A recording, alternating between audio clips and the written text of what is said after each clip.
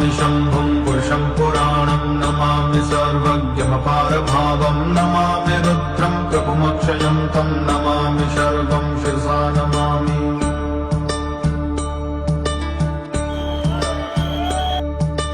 नमामि देवं परमव्ययं तं उमापतिं लोकगुरुं नमामि नमामि दारिद्र्यविदारणं तं नमामि रोगापहरं नमामि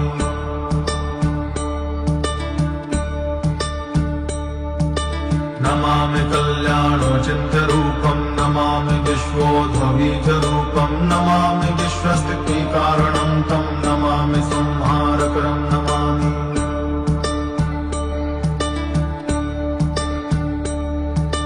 नमामि गौरी प्रेमव्ययं तं नमामि नित्यं क्षरमक्षरं तं नमामि चिद्रूपममेयभावं त्रिलोचनं तं शिरसा नमामि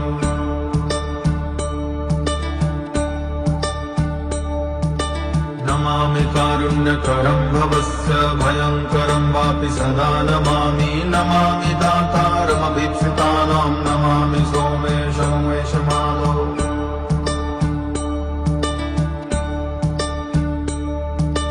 नमामि वेदत्रयलोचनं तं नमामि मूर्तित्रयवर्जितं तं नमामि पुण्यं सदसद्वतीतं नमामि तं पापहरं नमामि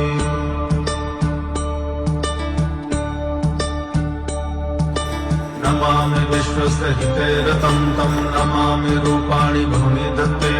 यो विश्वगोप्ता सदसत्प्रणेता नमामि तं विश्वपतिं नमामि